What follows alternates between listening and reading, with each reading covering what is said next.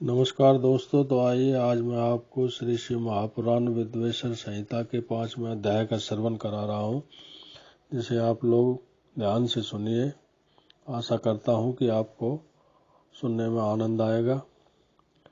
तो दोस्तों शुरू करते हैं। 5वां अध्याय, नारद जी का परिभ्रमण।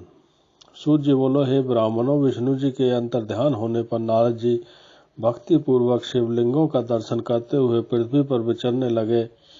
उन्होंने कितने ही शिवलिंगों का प्रेम पूर्वक दर्शन किया। उसी समय वे रुद्र के गण, जिन्हें उन्होंने शाप दिया था, उनके समीप में जाकर चरणों पर गिर उनसे क्षमा मांगी और कहा कि हे मुनिवर्य, आपका अपराध करने वाले हम वास्तव में ब्राह्मण नहीं हैं, किंतु हम दोनों महादेव जी के गण हैं, जिन्हें राजपुत्री के स्वयंवर में माया से मोहित होकर परेश की प्रेरणा से आपने हमको शाप दिया था। उस समय हमने कुछ समय जानकर मौन रहना ही अच्छा समझा था, अन्यथा आप हमारा प्राण भी ले लेते, परंतु अब तो आप प्रसन्न होकर हम पर कृपा कीजिए। सूर्य कहते हैं कि जब उन गणों ने भक्ति और आदर से इस प्रकार प्रार्थना की तो उनके वचनों को सुनकर पश्चाताप करते हुए मुनि ने कहा, हे सत्पुरुषों में मान्य महादेव जी के गणों, शिव जी की इच्छा से पहले निश्चय ही मेरी बुद्धि नष्ट हो गई थी, जिससे मोहवश मैंने तुमको शाप दे दिया था। परंतु जो कुछ कहा गया वह तो होना ही है।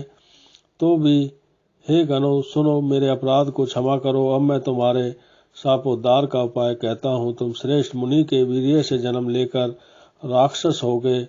जहाँ तुम्हें सब प्रकार का ऐश्वर्य, प्रताप और बल प्राप्त होगा, तुम संपूर्ण ब्रह्मांड के राजा और जितेंद्रिय शिव भक्त होंगे, और वहीं शिव के दूसरे शरीर से मरकर पुनः अपना पद प्राप्त करोगे। सूर्य कहते हैं कि नारद जी के इन वाक्यों को सुनकर महादेव जी के गण प्रसन्नता से अपने स्थान को चले गए। नारद जी भी शिवलिंगों का दर्शन करते हुए दूसरी ओर पृथ्वी पर पर्यटन करने लगे। चलते चलते हुए काशीपुरी में काशीनाथ जी के दर्शन करने गए, जो सबके ऊपर विराजमान शिव जी को प्रिय, शिव को सुख देने वाली और शिव स्वरूपनी नगरी है, उसके दर्शन कर वे कृतार्थ हो गए। वहां परमानंद से उन्होंने काशीनाथ शिव का पूजन किया और उनकी महिमा का वर्णन करते हुए प्रेम से विह्वल हो गए। पश्चात नारद जी ब्रह्मलोक को गए। वहां जाकर अनेक प्रकार से उन्होंने अपने पिता ब्रह्मा से शिव तत्व को पूछा। इति श्री शिव महापुराण दैत्य संहिता का 5वां अध्याय समाप्त। तो दोस्तों, आपने श्री शिव महापुराण विद्वेश्वर संहिता के 5वें अध्याय का श्रवण किया। आशा करता हूँ कि यह अध्याय आपको पसंद आया होगा। अगर आपको यह अध्याय पसंद आया है तो इसे लाइक कर देना, शेयर कर देना और सब्सक्राइब कर देना। आगे आपकी मर्जी। आगे भी मैं आपको श्री शिव महापुराण के अध्यायों का सुंदर वर्णन श्रवण कराता रहूँगा।